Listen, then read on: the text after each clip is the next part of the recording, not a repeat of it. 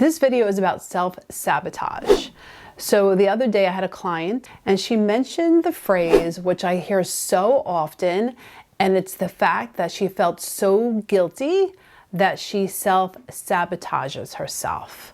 So what this video is about is actually why there is no such thing as self-sabotage, why it's actually not true, and how you can fix whatever you think the problem is, which isn't self-sabotage. So when it comes to the phrase self-sabotage, that word is just such a heavy word. Can you imagine I self-sabotage myself? Like, that just sounds horrific. When I hear that phrase, it makes me cringe. And the reason why it does is because what most people don't realize is that when you're born fully loving of yourself. You would never intentionally ever hurt yourself. And when you think about the phrase self-sabotage, that's what it kind of insinuates, that you would intentionally screw your life on purpose. Now, it may feel that way, it may seem that way, but I'm going to tell you exactly why that isn't true. So just like I said, you're born fully loving of yourself, happy and confident. Every child is. Every baby is born that way. So if you're fully loving of yourself, you would intentionally never hurt yourself. But what happens is, and this is where the misconception comes from about the phrase self-sabotage, is that when you don't feel good about yourself, which means you're down on yourself, you criticize yourself, you're very self-critical, and it's not even what you say verbally, it's what you say up here to yourself. It's your self-talk. When you are really mean to yourself, and guys, I hate to say it, and listen, we're all guilty of this. We all do it. We all say pretty mean things to ourselves in our own minds without even realizing it. And it's funny because sometimes I may say that to someone and someone's like, yeah, no, I don't do that. But we all do. And we all do it by feeling bad we're not doing things that we should be doing, feeling bad that we may not look the way we want to look, feeling bad that we're not farther along in life than where we want to be, feeling bad because maybe people aren't approving of us, feeling bad. So we all do the critical self-talk and don't realize it. When we do that over a long period of time, it makes us feel really bad and it makes us doubt ourselves. And again, the reason being is because we're all born fully loving of ourselves. And when you disallow that love of self by being a jerk to yourself, by thinking mean thoughts to yourself, what happens is you're not going to feel good.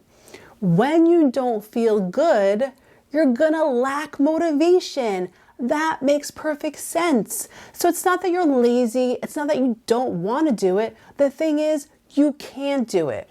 So if you're down on yourself without realizing it, and as a result, you're not going to feel good, how could you ever move forward towards the things that you actually want to do in life? You can't. But what happens is, instead of understanding that for what it is, which is you being hard on yourself and you not loving yourself, which means that you're lacking the motivation. And I don't even like that word motivation, because even that word kind of seems like hard.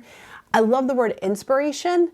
So if you're fully loving of yourself and you're down on yourself, you're going to lack the inspiration to do things. You're going to lack the inspiration to move towards your goal. You're going to lack the inspiration to make the necessary changes to actually get where you want in life. So with that said, are you intentionally self-sabotaging yourself? No. You're just being hard on yourself, which is making it impossible to move towards what you want. So that is why the word self-sabotage is actually not even correct. All it means is that you've been really hard on yourself mentally by your self-talk, which means that you're not fully loving of yourself. And like I said, everyone is guilty of it. I do it all the time too. The difference is I've been doing this stuff for a million years that I'm more aware of it. So in that moment, I have the opportunity to fix it. And so you could learn that too, because what happens is the only reason why you're self-sabotaging, which is not even accurate, you're just not doing what you want to do or what you feel like you should be doing or that you feel that you're capable of doing, is just because you don't feel good about yourself. That is it. You would never intentionally hurt yourself or screw up your life on purpose. You just wouldn't. And even if you feel like you would, or that's what you're doing, I'm here to tell you, you can't. You're not doing that. It's just because you haven't been kinder to yourself. So what is the goal? Being kinder to yourself, being aware of your self-talk. If you're familiar with my program at all or what I teach is self-love. And so many times people think they know what self-love is, and I actually have a video on self-love, but people think self-love is taking a shower, eating healthy, doing your hair, getting massages, getting your nails done, where that's not self-love at all. Self-love is loving yourself regardless. Self-love is loving yourself regardless of what other people think about you. Self-love is really about loving yourself by the self-talk, by the things you say to yourself in your head. It's about encouraging yourself. It's about becoming your biggest fan and cheerleader. It's about being proud of yourself. Being proud of yourself even when you mess up royally. It's about you loving yourself unconditionally. Not because of how much money you make, not because of how many friends you have. It's loving yourself regardless of all those things.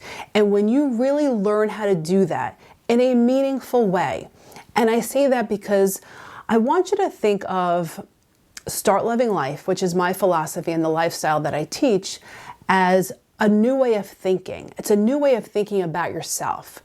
Anyone can do it. But it's like learning a new habit. So think about it. Our entire lives, we've been trained to think and focus about the things we don't love about ourselves, the things that we want to improve about ourselves. We've been trained to compare ourselves to others. That's Pumpkin. He agrees. See, the UPS guy is outside making a delivery and Pumpkin agrees. Self-talk sucks if it's negative. So what you want to do is be more mindful of what you're saying to yourself and become your own biggest cheerleader. And I guarantee, as Pumpkin can attest, once you start doing that, you're going to find the inspiration to go after life in a big way. You're going to find the inspiration that self-sabotage will be a thing of the past and a phrase you will never, ever use again. And what I want you to do, and can you see I'm really good at ignoring this little one, Cujo, my little Chihuahua Pumpkin? What I want you to do is I want you to be mindful of next time you think about you self-sabotaging your life. Instead, I want you to just think, I'm having an off moment and it's okay. I'm having an off moment and it's okay. And tomorrow I get to start fresh. And tomorrow I'm going to be nicer to myself. I want the inspiration to do more than what I'm doing now, because you're capable and you're worthy.